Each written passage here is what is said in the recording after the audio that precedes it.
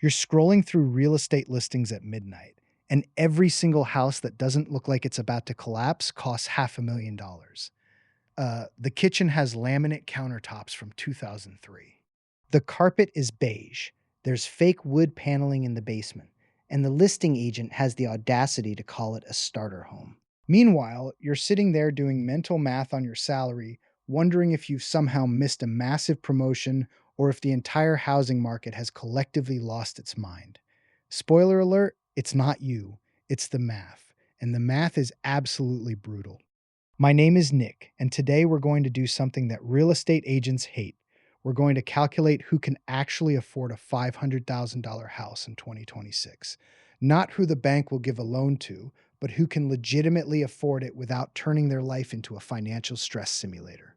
Because there's a massive difference between qualifying for a mortgage and actually being able to sleep at night after you sign the paperwork. Let's start with the uncomfortable reality. In dozens of US markets right now, $500,000 is the baseline. That's not getting you a mansion. That's getting you a 1,200 square foot box with 3 bedrooms, 2 bathrooms, and a yard the size of a beach towel. In cities like Denver, Austin, or anything within commuting distance of a major metro, $500,000 is what normal people are expected to somehow come up with for normal houses. The median household income in America is around $84,000. So we're asking people making $84,000 to afford homes that cost 6 times their annual income. If that ratio sounds insane to you, congratulations, you're paying attention. That everyone keeps saying you can do it. The mortgage broker says you're approved. Your parents bought a house on way less. Some influencer on TikTok is flipping houses with no money down. So, what's the problem? The problem is that everyone is lying to you about what affordable actually means. Let's start with the down payment because that's where most people's dreams go to die.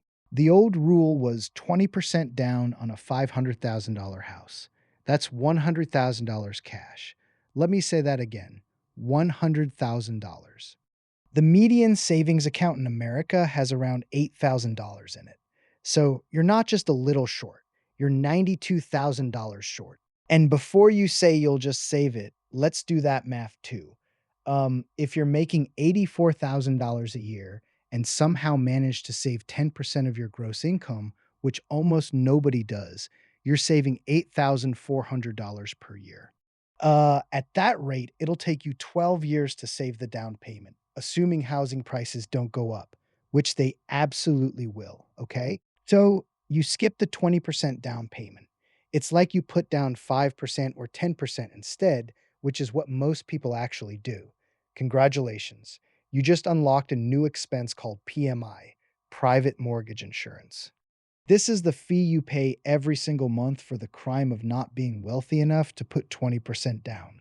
It's essentially a poverty tax that runs anywhere from $200 to $400 per month, depending on your loan. You're paying extra money every month for insurance that protects the bank, not you, because they're worried you might default. So you're already starting from a position of financial punishment. Now, let's talk about the actual mortgage payment. You put down 10%, which is $50,000 that you somehow scraped together. That leaves you with a $450,000 loan. At current interest rates, somewhere in the 6 to 7% range, depending on your credit, your monthly mortgage payment is going to land around $2,750 to $2,850. That's just principal and interest. That number doesn't include a single other thing you need to actually live in the house. Let's add property taxes. Depending on where you live, you're looking at anywhere from $4,000 to $8,000 per year, which works out to roughly $500 per month if we're being conservative. Then there's homeowners insurance, which has skyrocketed in the past few years thanks to climate change making everything more expensive to insure.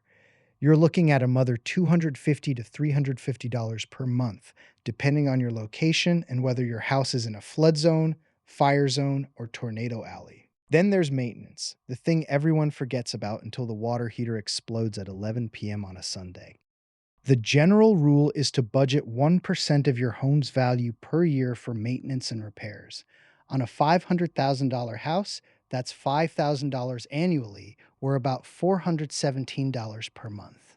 And don't forget the PMI we talked about earlier. Tack on another $200 to $400. So let's add this up. Mortgage payment, $2,850. Property taxes, $500. Insurance, $300. Maintenance, $417. PMI, $300. Your total monthly housing cost is now sitting at roughly $4,367. And that's assuming nothing breaks. You don't need a new roof, and your HOA doesn't randomly decide to repave the entire neighborhood and send you a $3,000 bill. Here's where it gets really fun. Financial advisors will tell you that you shouldn't spend more than 28% of your gross monthly income on housing. Banks will approve you if your total debt to income ratio is under 43%. Let's reverse engineer this. If you're spending $4,367 per month on housing, and that represents 28% of your income, you need to be making roughly $187,000 per year. If we use the more lenient 43% rule, you still need to be pulling in around $150,000 annually. And now we arrive at the punchline. Only about 10% to 20% of US households make $150,000 or more, which means 80% of American households cannot comfortably afford a $500,000 house under any reasonable financial standard. This isn't an opinion. This is just math being cruel. But you're thinking, people are still buying these houses. Who are these people? Some of them have dual incomes in high paying fields. Some of them have family money. Some of them are stretching themselves so thin that one medical bill or job loss would collapse their entire financial life. Let me show you what that actually looks like when you run the numbers on a real household trying to make this work. Meet a household we'll call the Johnsons. Two working professionals pulling in a combined $160,000 a year. That puts them well above the median, solidly in the upper middle class. They should be comfortable, right? Let's watch what happens when they buy that $500,000 house. First, their gross income of $160,000 sounds impressive until the IRS shows up. After federal taxes, state taxes, FICA, and maybe a modest 401k contribution, they're taking home around $9,500 per month. That's their actual money to live on. Now, subtract that $4,367 monthly housing cost. We calculated they're left with $5,133 for literally everything else in their lives. Two car payments because they both need to commute. There goes $800. Car insurance for two vehicles, another $250. Gas because nothing is walkable in suburbia, $300. Student loans because they needed those degrees to get the jobs that qualified them for the mortgage conservatively, $600. Health insurance premiums that their employers don't fully cover, $400. Groceries for a family that's trying to eat reasonably healthy, $800 if they're careful. Utilities for that bigger house, electricity, water, gas, internet, phones, $450.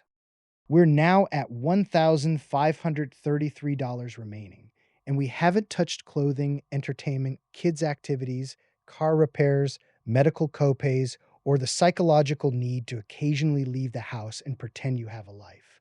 Oh, in savings, emergency fund, retirement beyond that modest 401k, good luck. This household is spending 46% of their take home pay on housing, not 28%, not even 35%, nearly half. And these aren't irresponsible people.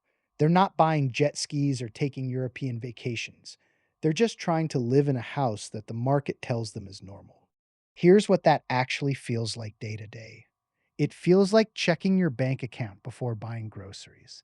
It feels like saying no to your kid's field trip because that $35 might be needed if the check engine light comes on.